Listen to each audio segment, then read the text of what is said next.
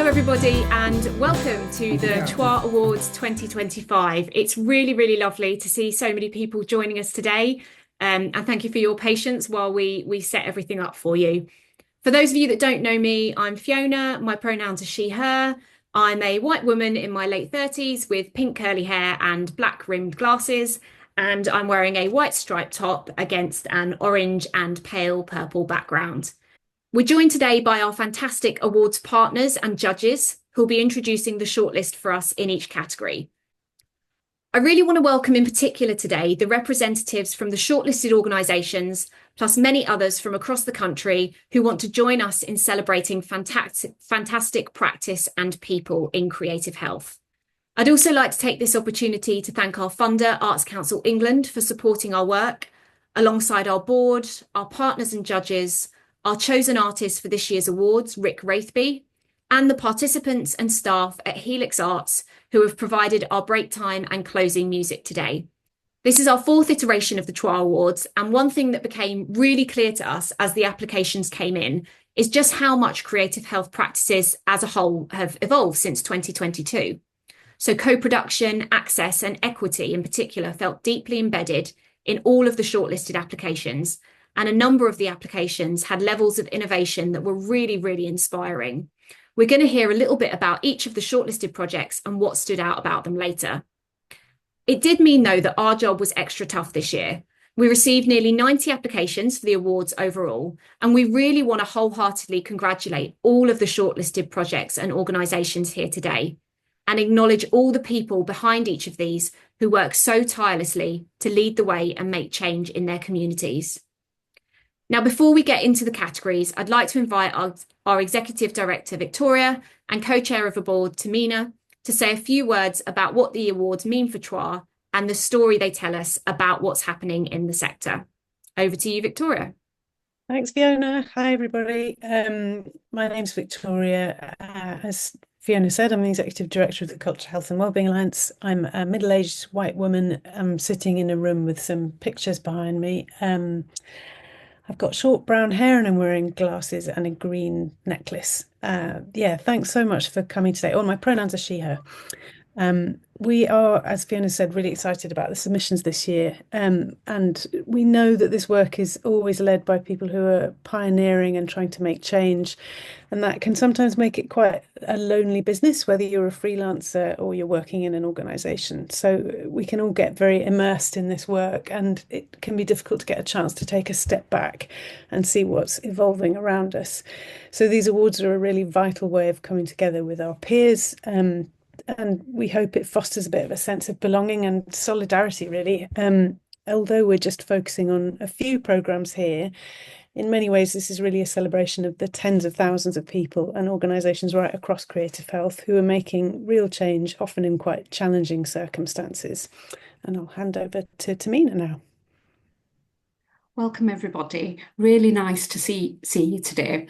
My name's Tamina Begum. My pronouns are she, her. I'm a South Asian woman wearing a green headscarf with brown eyes and a grey background. I joined the board as co-chair in January of this year, and it's been so heartening to see all the fantastic and varied nominations coming in. Events like the CHWA Awards are a great reminder of why we do this work and serve as a testament of the resilience, innovation and determination of the organisations, artists and the practitioners. For CHWA, it's a key way of us staying grounded in on-the-ground practice and keeping this at the heart of everything that we do, and the support that it stays relevant and informed. I'd now like to pass over to Nicola Naismith, who will introduce our first award ceremony. Brilliant, thank you very much. Delighted to be here again. So my name's Nicola Naismith. I'm a middle-aged white woman, got shoulder-length brownish hair, I'm wearing a colourful dress, and I'm sitting in a room with a blue background. My pronouns are she, her. So I'm a visual artist and researcher, and I'm a partner on the Practicing Well Award. So I think the first thing to say is I'd like to acknowledge and applaud every single person working in the area of practitioner and staff wellbeing, because each initiative helps to drive the momentum of workforce care, and to open up conversations about how we can best support those delivering arts and health work. This category was particularly hard to judge, and therefore the panel, we collectively decided to award one winner and one highly commended project in each subcategory. And as Fiona was saying, we've got two categories in Practicing Well this year. So we have a set of shortlisted projects about freelancer support and another set of projects which are focused on staff wellbeing, and whilst understanding that there can be crossovers between the two. So practitioner wellbeing and the wellbeing of staff who work in arts and health or creative health is a recurring concern and priority for all of us. This award aims to focus on practice which is leading the way in championing, delivering, embedding support and care throughout project design, commissioning and management. This focus on care is particularly important when we think about artist equity and who gets to be an artist, and more widely, who gets to work in the arts, and how we can use support to contribute to the development of a diverse workforce representative of the population. Support is key to opening doors and creating ongoing welcoming spaces for all of the people who want to work in creative health settings. All of the shortlisted projects today are great examples of this. That said, there's still quite a lot of work to be done. To support equity going forward, we can't shy away from the structural issues that exist in the sector. We need to ensure proper payment for all involved, transparency and thorough access offers, and a commitment at all levels to embed support from policy right through to delivery and post-delivery. I'd like to thank this year's judging panel, Richard McMahon, Maz, Koshka Morris, and Amy Langsdown. We'll start with the Practicing Well Award supporting freelancers category, and I'm going to invite Maz and Amy to take us through our shortlisted projects. Hi everyone, my name's Maz Koshka Morris. I'm a mixed Japanese and British person. I have brown hair, currently tied up in a bun with a white background and wearing a green fleece. My pronouns are they or she. And yeah, I'm a freelance facilitator, performer, and educator.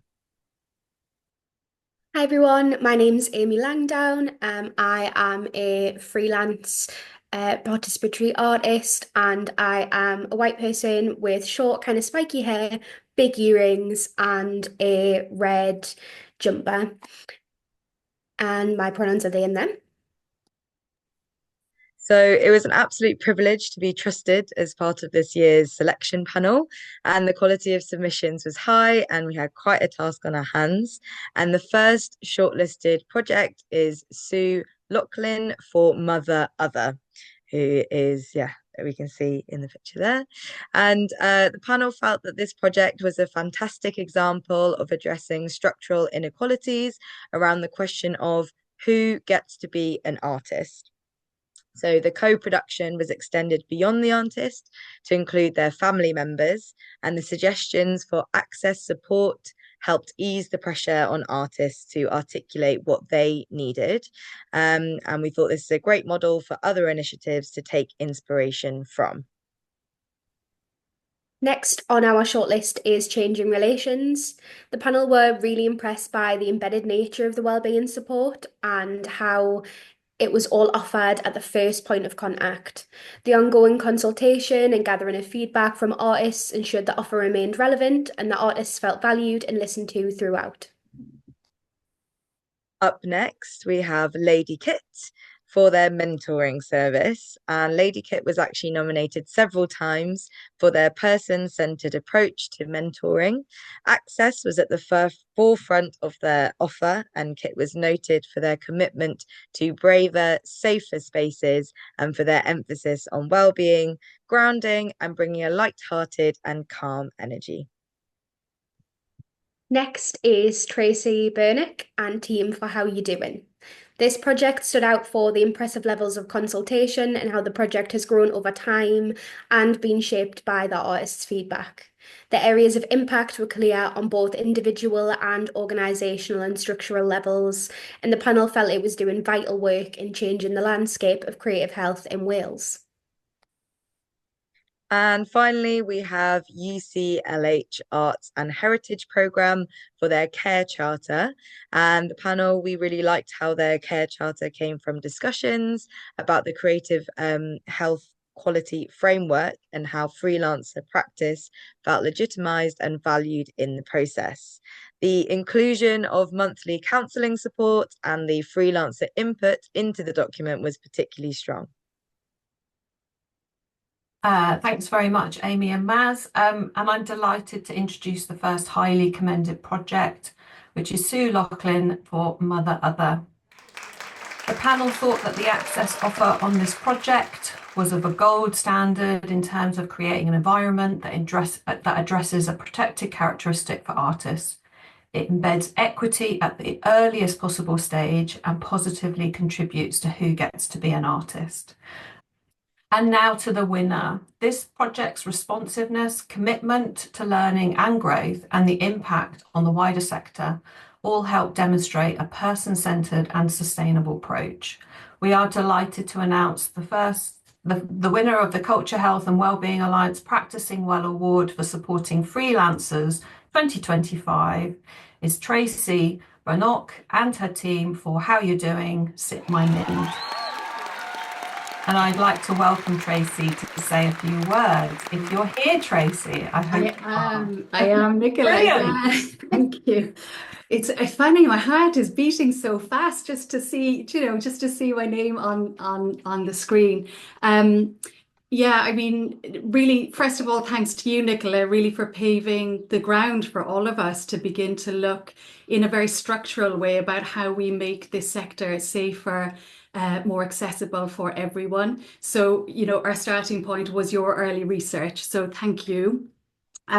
Also, I think for me, just the fact that you, CHWA, now have a kind of an award for freelancers also points to this sort of precarity that we always see for freelancers, always on the edge, and yet the freelancers are often the artists who are delivering, who are the ones who are doing the arts work. So I'm really delighted that you've got a section for freelancers here. In a very rare kind of freelancers thing, I've been working on this project for nearly 3 years, and that's been really incredible. So thanks to Angela, who's here, who's the Executive Director of WHOON in Wales, the Wales Arts, Health and Wellbeing Network, who had the first idea for this. And it's just been incredible to work on a project over time, to really listen, respond to the sector, find out what we're discovering and keep on sort of honing and refining it. And, to have the funding to do it. So the Arts Council of Wales and also Bearing Foundation this last 2 years. And just finally, thanks to, it says me and team, because it is a co-produced thing. I'm the program manager. I'm the person who makes the decisions about where we go. I'm the person who oversees everything. But actually the delivery, the training, the direct support for artists has come from Alison O'Connor, Jane Boone, Kai Thomas and Justine Wheatley in particular this last 2 years. And previous to that, we had a whole bunch of artists supporting running coaching programs, artist wellbeing events. So yeah, it's everyone's input has really brought this to life. So thank you. Fantastic. Congratulations. Massive well done to Tracy and, like you say, the whole of the team for that project. We're now going to move on to our Practicing Well Supporting Staff category. So I'm going to hand over to Amy. Yes, congratulations again. The first organisation on the shortlist is Hoot Creative Arts. The panel felt like this organisation really captured the value of reflective practice and gave a great balance between structured support and space to adapt the offer in response to the needs arising. The paid time for practitioners to attend the sessions showed great modelling of sustainable, safe and personal-centred approach. Our next shortlisted organisation is Next Door But One. The panel loved how embedded the wellbeing support felt in this nomination, and we particularly liked the inclusion of a supportive working ethos, and that the wellbeing support was held by someone external to the organisation. The focus on impacting the wider sector through workshops, training, and case studies was particularly impressive and ensured that the benefits go beyond those directly working with the organisation. And next we have changing relations. Changing relations impressed the panel for how the level of wellbeing support went all the way through the organisation to the board level, and how a culture of open discussion and a care-based approach is promoted. The focus on mutuality of care and the co-designed approach were particularly strong.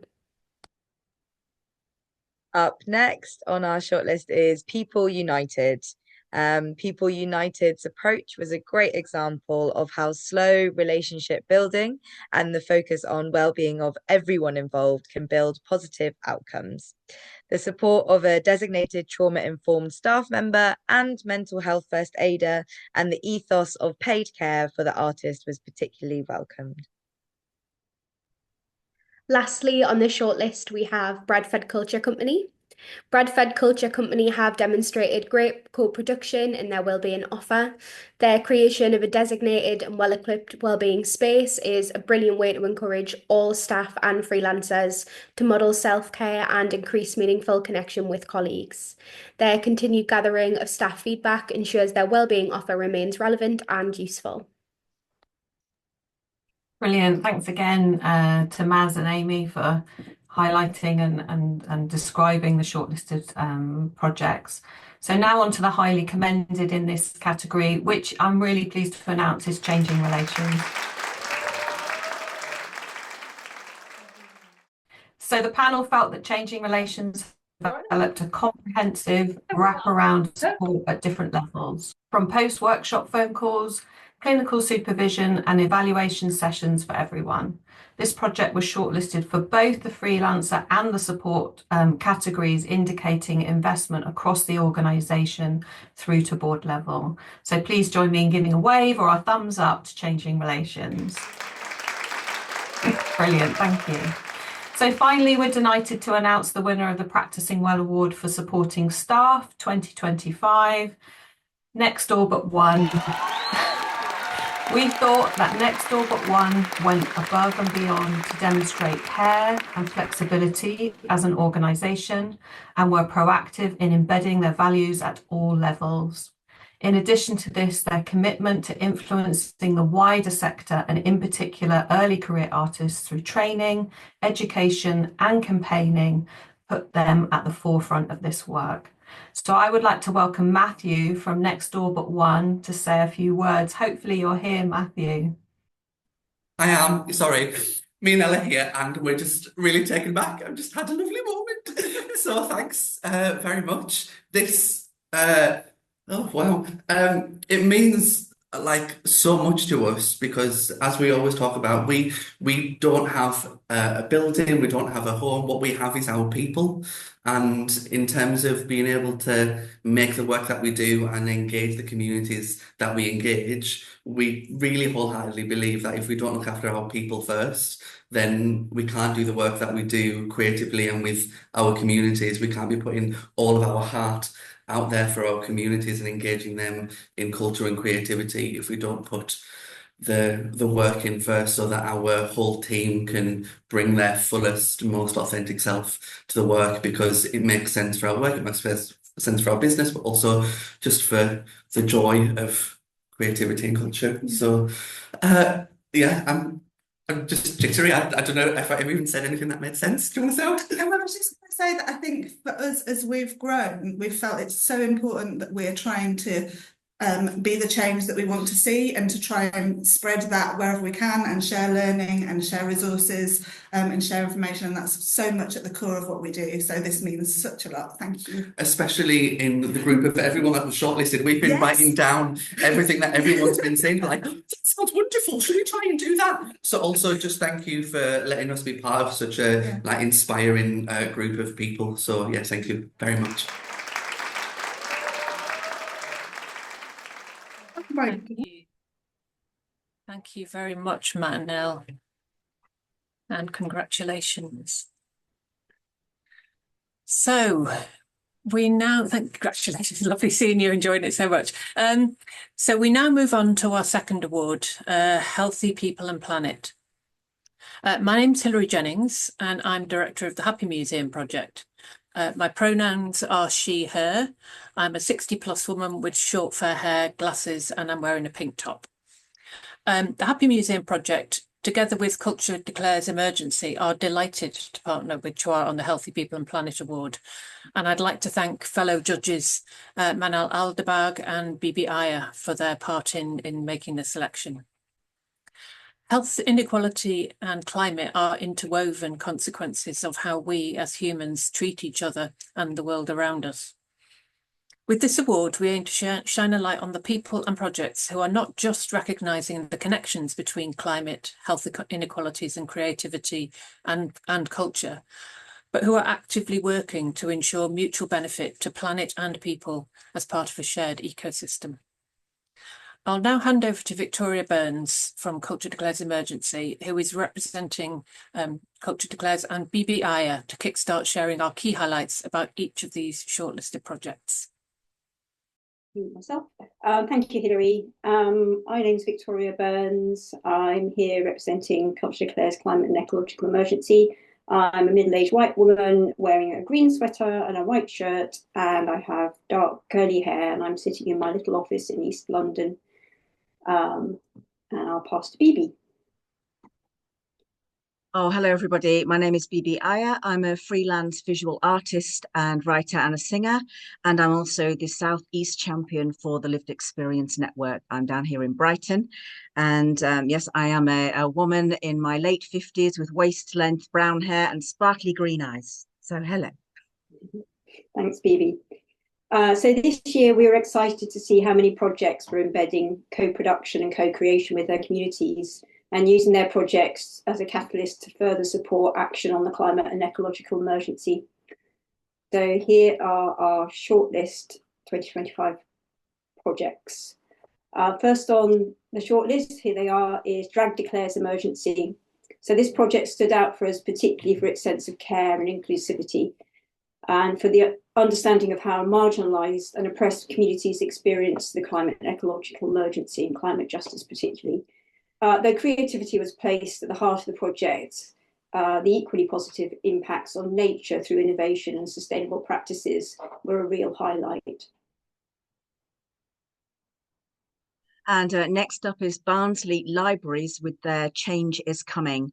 The panel felt like this project had a really great sense of co-production and a person-centred approach. They liked how the young people were leading in every stage of the decision-making process, and that the film would have a legacy through public showing, online platforms and subsequent school sharing. The additional Q&A with participants really solidified the young people as experts in their own experience. Thank you. Next up is Oldham Libraries World Wellbeing Map. The panel were particularly impressed with how this project evolved based on the participants' knowledge and ideas, and how it acted as a catalyst for sharing of other creative and leadership skills, and also for how it linked the micro and the macro in a way that speaks to the international perspective of the attendees. The focus on whole personhood provided a space of respite for people who were navigating other systems which had strict achievement measures such as job centre or housing support. And our next shortlisted project is Gossamer Thread Circus with Feral. This project really stood out to the panel for its broadness of outputs and art forms, the impact of the project and the focus on radical slowness as a form of action and self-nourishment. The connection between planetary and human health felt really clear, and the project felt rooted in solid research and climate literature. Great. Next up, we have House of Fairy Tales, The Great Imagining. So this project was really impressive in the way it engaged with and helped forge relationships between children and young people, both locally and internationally, and how this led to the creation of additional strands of work. The framing of children and young people as experts and the focus on giving agency and tools to them as change makers was a great way to empower and reduce climate-related anxiety. Our final shortlisted project is Neen Nursery, Social, Therapeutic and Horticultural Crafts for Wellbeing. The panel thought this was a fantastic project, with particular attention given to accessibility, engagement, and the considerate use of natural resources. We also really liked how volunteers are valued and embedded in the planning of the sessions. Overall, this felt like a much needed project that showed real levels of thoughtfulness and care in its planning and delivery. I've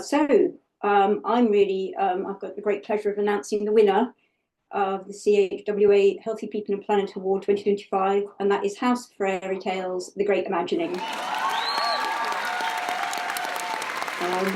So the panel were really impressed with the variety of outputs and the sheer impacts of the project. They felt that the place-based creation and focus on children and young people being leaders and the key decision makers made it particularly effective. And the impacts of the work are now spread internationally, making on-the-ground impacts in areas where the effects of climate breakdown are particularly felt. So I'd like to welcome Faye from The Great Imagining to say a few words. Thank you for the award. It's really nice to have the work recognised, because I think, as everyone else said, you sort of worked through these quite incredible circumstances. And yeah, it really means a lot. We're about to this term, so after the Easter break, we're about to go into the West Midlands, into about 80 schools with our work. So it'll be the first time that we sort of roll everything out on a really large scale, everything that we've been doing and practicing for about 5 years now. So it's a really amazing time to receive it. So thank you. Yeah. Brilliant. Thank you so much, Faye, and huge congratulations to everybody so far. So before we get into our final award category, I just want to extend another really, really big thanks to this year's commissioned artist, Rick Wraithby, and his assistant, James Brown, for the creation of our beautiful bespoke awards. We're going to watch a short video now that details Rick and James's process and that gives you a glimpse into what our awards will look like. Hi, my name is Rick Wraithby. My name is James Brown. And I'm the Illumin artist, and James and I have been given the privilege of designing and creating the 2025 Culture, Health and Wellbeing Alliance Awards. Just 1 second. That was a nice interruption. And what James has in front of him is a piece of one of the awards, which is a spare, which has got a napped edge on its leading edge. The caves behind us are where the ancestors used to hide out. Earlier this year, I won the commission to design and create the 2025 awards for the Culture, Health and Wellbeing Alliance. I was honoured and so excited to be given the opportunity to use my design experiences and combine them with my napping skills using offcuts of unusable glass. Most of my work is cold processed, using human energy over electric powered machines. And while I do use some machinery, I keep this to a minimum to help keep my carbon footprint as low as possible. I now mostly cut, chip, carve, hammer, rasp, grind, sand and file my glass creations by hand. The inspiration for the design of the awards came from Creswell Crags, based in Derbyshire, a strategic base where our ancestors lived in the many caves in the cliff face. The discovery of a flint blade known as the Creswell Point is reflected in the main upright section of the awards. After the glass sections had been chipped, they were sanded down to make them safe to handle. The lettering and the patterns were deeply engraved before being infilled with stained glass paints. All the pieces were then glued together using a professional UV curing glass glue, and with the month of March being so dry and sunny, we let the sun do the easy task of setting the glue solid. Here is my flatbed grinder with a water-fed diamond wheel which lubricates the grit while it's grinding a very flat surface to the glass. And here's James scraping away the excess paint from one of the sample pieces. And here's one of the finished completed pieces with the colour shining through. It's really important to make sure that the uprights of the awards ground down completely flat so that they can be stuck down properly to their glass base. I also work with a young man by the name of James Brown who has learning difficulties and global development delay.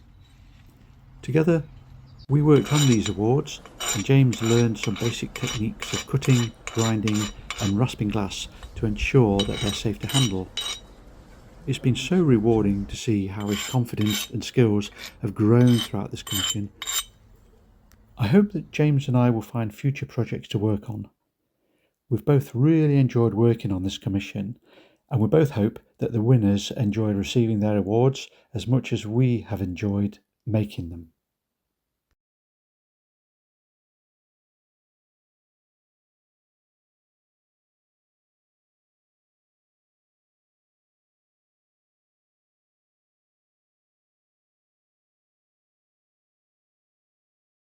But thank you so much to Rick and James for all your hard work. And I think everyone will agree that the awards are absolutely beautiful. We've also put links to Rick's work in the chat. So if you are interested in his processes, you can look those up more in your own time. So I'd now like to hand over to my colleague Helen Sharp to introduce our third and final awards category. Helen, over to you. Thanks, Fiona. And a huge congratulations to all the winners so far. My name's Helen. I work for the Ideas Alliance. My pronouns are she, her. I'm tall, I've got short brown hair, I'm white, middle-aged apparently, and I'm wearing a red top and I've got a brown and white background. So it's now time for our final award, which is Collective Power. This is in partnership with ourselves, the Ideas Alliance, and the Lived Experience Network. And I'd like to thank my fellow judges, Ruth Flanagan and Ailey Inara, for all their input into the process. In the description for this award, we started with the phrase, "Together we are stronger," and this was more than reflected back in the responses we received. The sector's response to the chronic societal challenges and crises we face has illuminated the power of co-production and embedding lived experience, which has driven so much of the innovation, creativity and collaboration seen in this year's applications. We were excited to see such a diverse mix of interpretations of what collective power meant to people, from large place-based multi-organisational responses to small grassroots people-led initiatives. For us, the standout applications, which include all the projects shortlisted, really highlighted the unique qualities and input that each partner had, which in turn enabled something that simply couldn't have existed without them. We aren't attributing these awards to any one organisation. Each shortlisted project represents a huge collection of partners and collaborators, and you can read all about them on the CHWA website. I'd now like to invite Ailey and Ruth to share our shortlisted projects. Hiya everybody, I'm Ailey. I'm a white woman in my 20s with short dyed blonde hair and a orange headband. I'm a freelance storyteller and musician working in Glasgow. Hello, my name's Ruth. I am a white woman in my mid-40s with long dark hair. I'm a creative producer in the Northwest and also a member of the Lived Experience Network in the Northwest. I'm delighted to be a part of this year's Collective Power Awards, and I'm excited to highlight some of the shortlist with you. Our first shortlisted project for the Collective Power Award is A Rehearsal for Life. The panel thought this was a great example of a participant-led project.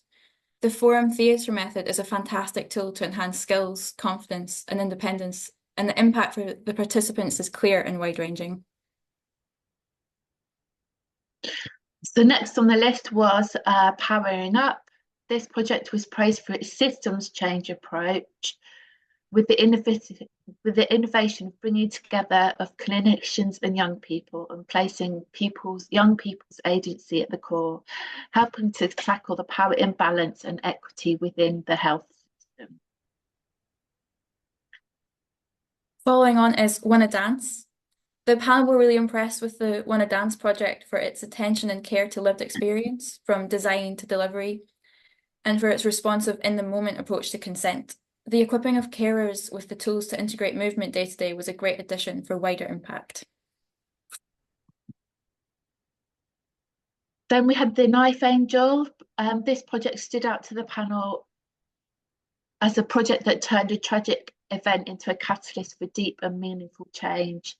The variety of organisations coming together to make a long-lasting impact was impressive, and the legacy of the project has had a ripple effect on participants, families, and the wider community. Up next, we have the Addiction Recovery Arts Network.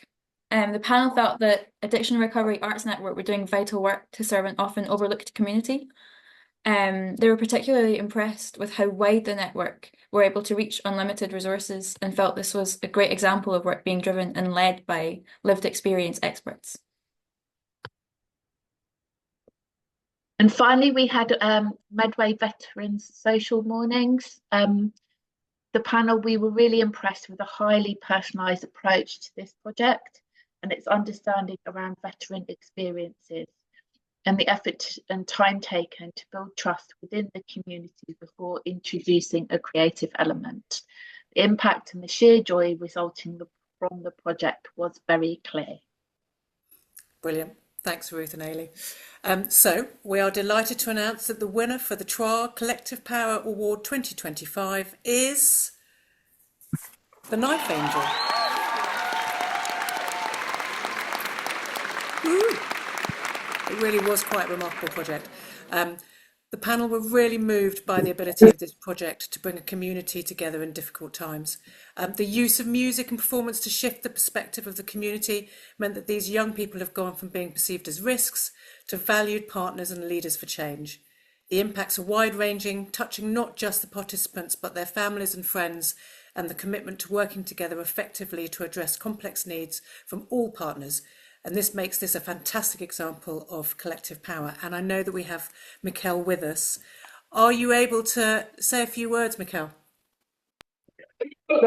I'm mixed up today. I'm with the young people right now, so it got very loud. Honestly, I was just saying all the other categories were really strong and they looked all amazing projects. So I'm really shocked and I'm really happy to know that these young artists and individuals have won this award. It's like so nice. I want the guys to just say a few things. I'm here with I just want to say shout out to Mikal for bringing the group together because we're a very tough group to get in the building. I'm not gonna lie, a couple of us were late today, but we've managed to, he's managed to pull us into the group as he does. He's always done that with studio, been in studio, got us together, drawn out our weaknesses, developed us, and now we're in this position where we're winning awards. So thank you, Mikal. Brilliant. Thanks, Mikkel and Glenn. Amazing. That was so great to hear and so great that you've all managed to get in the room to celebrate. So that's the last of our awards for this year. I just want to say a massive congratulations to our shortlist, to our highly commended projects, Mother Other and Changing Relations, and to everyone connected to our award-winning projects and organisations. So that's Tracy Bannock for How You Doing, Next Door But One, The Great Imagining, and the Knife Angel Project. I'd like to invite everyone now to unmute and give a big collective round of applause for everyone mentioned today. Woo!